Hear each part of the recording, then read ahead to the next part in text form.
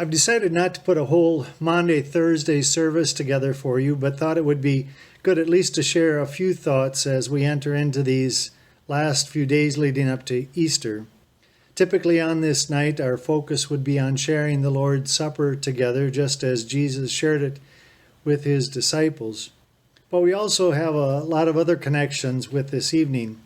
We hear about the Passover, that first Passover meal that was shared as we hear it in Exodus chapter 12, where the people shared a hastily prepared meal of roasted lamb and unleavened bread, and where they put the lamb's blood on the doorposts and lintels of their homes. How the people of God were delivered from the hands of the Pharaoh. They were freed and lifted from their bondage. Sometimes we also read from one of the Gospels how Jesus shared that same Passover meal with his disciples. But most often we read on this night from John's Gospel, where Jesus is gathered with his disciples actually on the night before the Passover, which, if you recall, means that Jesus is then crucified on the day of Passover, which in John's Gospel is a powerful connection, which connects Jesus with the Passover lamb, making him a new Passover lamb, if you will, the one who comes to take away the sin of the world, to free us, to save us from our bondage, just as that first Passover lamb did. And the emphasis of the Last Supper actually in John's Gospel is more focused on Jesus washing the disciples' feet, which becomes for us the new commandment, or that mandate, where we get the word Maundy for Maundy Thursday.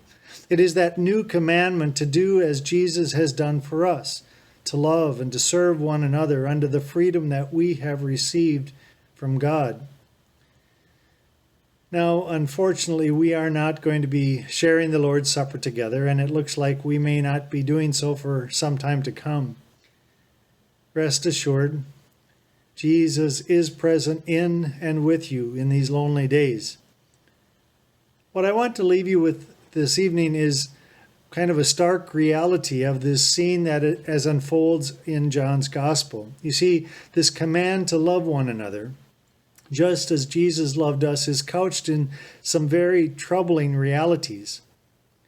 First, Jesus has entered into Jerusalem knowing full well the hatred that is against him and where that would lead him, to the cross. But he also knew that even those close to him would betray him and deny they even knew him. And still Jesus kneels before them and washes their feet, a sign of humility, a sign of deep love. That scene often takes me back to Paul's Christ hymn in Philippians, the 2nd chapter, where Paul writes, "Let the same mind be in you that was in Christ Jesus, who, though he was in the form of God, did not regard equality with God as something to be exploited, but emptied himself, taking the form of a slave. Being born in human likeness and being found in human form, he humbled himself and became obedient to the point of death, even death on a cross."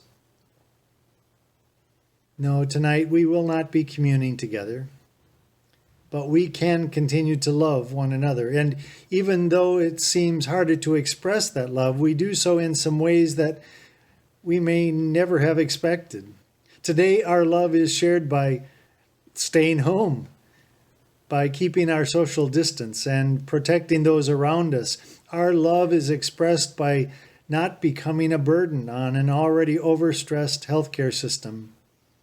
Our love is also expressed as we continue to pray for one another and pray for the many who are working to help us battle this pandemic. The good news is that one day we will gather again together to share this meal with one another. And until that day comes, love one another, just as Jesus has loved you, even in these troubling and turbulent days. And know that Christ is present with you, now and always. Peace be with you.